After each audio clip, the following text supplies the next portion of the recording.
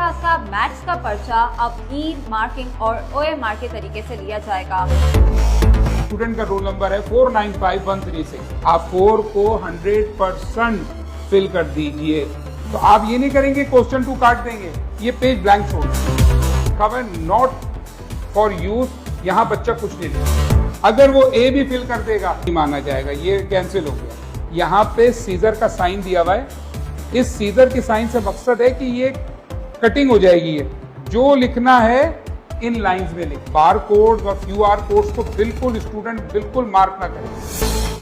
कराची में matric board के नए इम्तिहानी निज़ाम में 9th क्लास का मैथ्स का पर्चा अब ई मार्किंग और ओएमआर के तरीके से लिया जाएगा। इस हवाले से काफ़ी ज़्यादा तलबा और वालिदैन परेशानी में मुब्तला हैं। उनकी परेशानी आसान करने के लिए इस वक्त हमारे साथ बोर्ड ऑफ सेकेंडरी के मॉडरेटर तौसीफ शाह मौजूद हैं। उनसे जानते हैं कि ये ई मार्किंग और ओएमआर क्या है। Board of secondary education Karachi ने मैथमेटिक्स का पेपर 9th मैथमेटिक्स का पेपर जो है वो डिसाइड किया कि इस साल वो ई मार्किंग के थ्रू कंडक्ट करेंगे। ओएमआर और ई मार्किंग पे तकरीबन 750 टीचर्स को बोर्ड ऑफ मैट्रिक एजुकेशन के अंदर ट्रेन किया है। स्टूडेंट का रोल नंबर है 495136। अब 4 इसके नीचे 4 ढूंढिए कहाँ है, ये रहा 4। आप 4 को 100% फिल कर दीजिए, ठीक है। अच्छा, इसको 100%। फिर है 9। अब आप 9 की सीट में आइए और ये 9 को आप फिल कर दीजिए 100% और 6 को फिल कर दिया, ठीक है। ये देखिए आप, अब मशीन जब इसको स्कैन करेगा तो इसका नंबर ऑटोमेटिक 495136 आए। इसका 1 का जवाब सी है, वो 1 की सी में गया और सी को फिल कर दिया उसने। यहाँ पे क्या करेगा, उसको बाद में एहसास होगा नहीं मैं तो सी गलत भर दिया, इसका जवाब तो ए था। अगर वो ए भी फिल कर देगा तो ये कैंसिल हो गया, नहीं माना जाएगा, ये कैंसिल हो गया ये मार्क्स। अब मिसाल के तौर पर कोई बच्चा को लगे कि बी जवाब सही, उसने बस यूं टिक कर दिया, ये गलत है, ये गलत तरीका है, ठीक है। अब सही वाला करके दिखा। सही वाला जैसे 3 का जवाब ए है तो बाकायदा उसको पूरा ए फिल करना होगा। 3rd नंबर करेक्ट है, ये बिल्कुल बिल्कुल सही है 3rd, ठीक है बिल्कुल। बोर्ड ऑफ मैट्रिक एजुकेशन ने हमने खुद 750 टीचर्स को 5 सेशन में ट्रेन किया है। खबर नॉट फॉर यूज, यहाँ बच्चा कुछ नहीं लिखेगा। क्वेश्चन 1 तो हो गया एमसीक्यूज का, अब ये है क्वेश्चन 2। अच्छा, फर्ज करें मैं क्वेश्चन 2 अटेम्प्ट नहीं करना चाहता, तो आप ये नहीं करेंगे क्वेश्चन 2 काट देंगे, ये पेज ब्लैंक छोड़ देंगे। यहाँ पे सीजर का साइन दिया हुआ है, इस सीजर के साइन से मकसद है कि ये कटिंग हो जाएगी, ये कॉपी स्कैन होने से पहले कटिंग हो जाएगी। तो कोई स्टूडेंट भी इस लाइन से बाहर ना जाए लिखते हुए, जो लिखना है इन लाइंस में लिखना है। इन लाइन से बाहर किसी भी स्टूडेंट को नहीं जाना है। खुदा ना खास्ता अगर फर्ज कीजिए कोई बच्चा लिखता हुआ यहाँ चला गया कि उसने यहाँ लिख दिया a² माइनस b², अब वो कटिंग में तो कट गया। और ये बार कोड्स और क्यूआर कोड्स को बिल्कुल स्टूडेंट बिल्कुल मार्क ना करें। मिसाल के तौर पर क्वेश्चन 2 अटेम्प्ट करेगा तो ये क्वेश्चन 2 का बार कोड है, और जब ये ई मार्किंग के लिए चेकिंग पे जाएगा तो क्वेश्चन जो टीचर चेक करेगा उसको क्वेश्चन 2 ही नजर आएगा।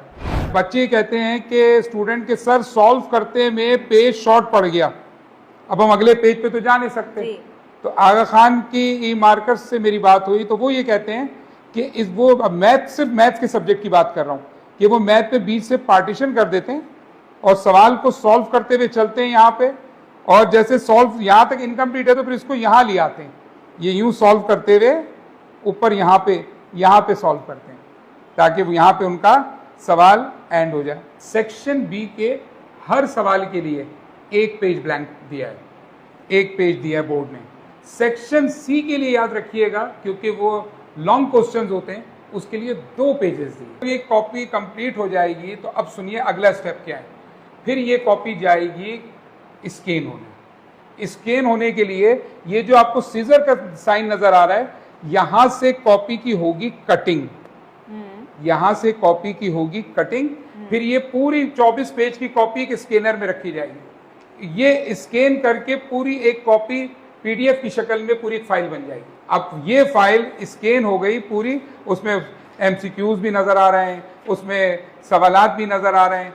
अब ये सवालात सॉफ्टवेयर पे आ जाएंगे। इसमें क्या होगा, आपके मोबाइल पे आ जाएगा, आपके आईपैड पे आ जाएगा, आपके सिस्टम पे आ जाएगा। आप घर बैठ के कॉपी चेक कर सकते हैं टीचर से। क्वेश्चन 2, 3 कोई टीचर चेक करने में कोई गड़बड़ कर रहा है, कोई लापरवाही से चेक कर रहा है, सॉफ्टवेयर में ऐसे ऑप्शन मौजूद हैं कि सॉफ्टवेयर डिटेक्ट कर लेगा कि टीचर कोई मैनिपुलेशन कर रहा है।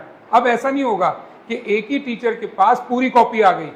एक टीचर के पास कभी क्वेश्चन 2 आया है, कभी 7 आया है, किसी टीचर के पास 3 आया है, और पीछे सॉफ्टवेयर उसको चेक करके एक जगह जमा करता जा रहा है उस रोल नंबर पे रिजल्ट को। इससे क्या फायदा होगा, अगर एक बच्चे ने सही लिखा है तो उसको पूरे मार्क्स मिलेंगे, टीचर को मार्क्स काटने की गुंजाइश ही नहीं होगी, क्योंकि क्राइटेरिया ही 3 होंगे, या तो वो फुल मार्क्स दे, या वो एवरेज मार्क्स दे, या बिल्कुल कम मार्क्स दे।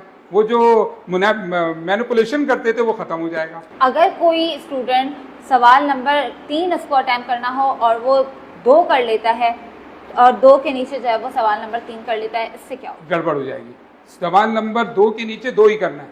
ये नहीं कर सकते आप कि 2 काट के आपने अपने हाथ से 3 रख दिया। इसका नुकसान क्या होगा, जो बार कोड क्रिएट हुआ है, जो उसका कोड क्रिएट हुआ है, वो उससे मैच नहीं करेगा। स्टूडेंट्स को ये देखना चाहिए ये वीडियो, क्योंकि इसमें हमारे साथ सर तौसीफ मौजूद थे। उन्होंने सारी तरीक़ेकार भी बताया ई मार्किंग और OMR का, कि अगर स्टूडेंट्स ने कोई गलती की तो उसमें कोई गलती की गुंजाइश नहीं है, क्योंकि तमाम तर चीज़ें जो है इन्होंने तफसीलात से आगाह कर दिया है। और अगर कोई स्टूडेंट मिस्टेक करता है तो उसके लिए मसला पैदा हो सकता है, क्योंकि अब जो पेपर लेने जा रहे हैं वो जदीद तरीके से लेने जा रहे हैं, और उसमें जो है कोई मैनुअल बच्चा अगर अपनी तरफ से कुछ भी करना चाहे तो वो उसके लिए मसला आगे बन सकता है।